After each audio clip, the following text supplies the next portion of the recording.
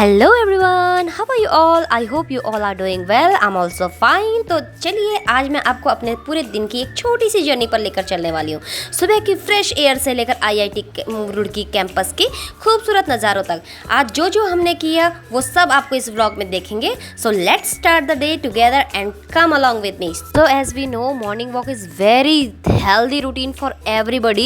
We should always do the morning walk first, then you can do your everything what do you want to do. तो इसके बाद हम चल दिए दोनों के दोनों ग्राउंड के अंदर, थोड़ा सा वॉकिंग करी, थोड़ी सी रनिंग करी। उसके बाद हमने सोचा क्यों ना आज हम ग्राउंड से बाहर थोड़ा सा घूमते हैं, क्योंकि ग्राउंड के अंदर तो हमेशा ही घूमना होता है। थोड़ा बाहर की वॉकिंग करते हैं, बाहर के नज़ारा देखते देखते अपना इंजॉय करते हैं। फिर हम दोनों के दोनों निकल गए बाहर की ओर।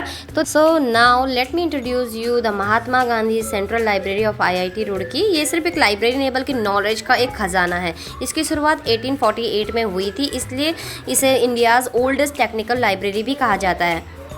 Now you can see here, जो ये आपको ये बिल्डिंग दिख रही है ना, ये है James Thompson building, the iconic landmark of IIT Roorkee. ये सिर्फ एक खूबसूरत बिल्डिंग नहीं है बल्कि ये 180 ईयर्स से भी ज़्यादा पुराना इसका इतिहास है। कभी अगर अंदर जाना हुआ तो मैं आपको ज़रूर इसके बारे में बताऊंगी। अभी देखा होगा मेरी फ्रेंड के हाथ पे एक फ्रूट था, ये मैंने फर्स्ट टाइम देखा है। इसका नाम ये बता रही थी खडल बडल, और ये इसका ट्री है। फिर हमने देखा अंदर जाके देखूँ, मैं इसके सामने से आपको इसको बताती हूँ। अगर आपने ये फ्रूट खाया है तो ज़रूर कॉमेंट में बताइएगा।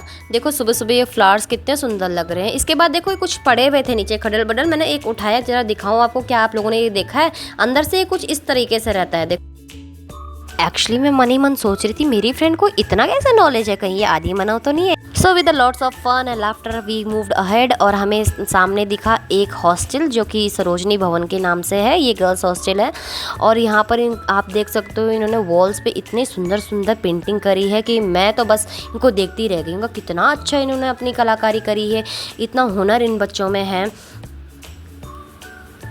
Look at this, so good, wow, amazing.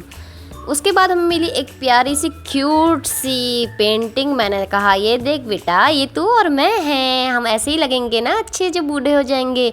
इसी हंसी मजाक के साथ हम आगे चलते हैं। यहाँ पे मिलता है हमें एक सरस्वती मंदिर, जहाँ पर हमने सोचा है कि अपने बच्चों को ज़रूर एक दिन लेकर आएंगे, क्योंकि हमारे बच्चे ज़रा पढ़ने में बुद्धू हैं। के सामने ही एक मॉस्क्यू टाइप कुछ है, मुझे लग रहा, शायद I don't have any knowledge about this.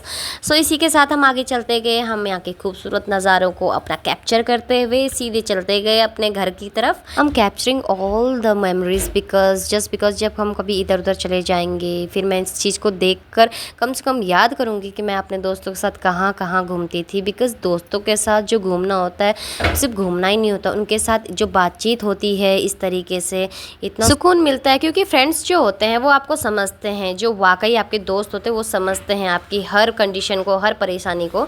तो इसी के साथ ऐसी बातचीत करते हुए हम वापस चले ग्राउंड की ओर। लेकिन पीछे देखा, मैंने कहा मैडम आ नहीं रही, कहाँ गई? तब तक मैडम देखो आम ढूंढ रही फिर से।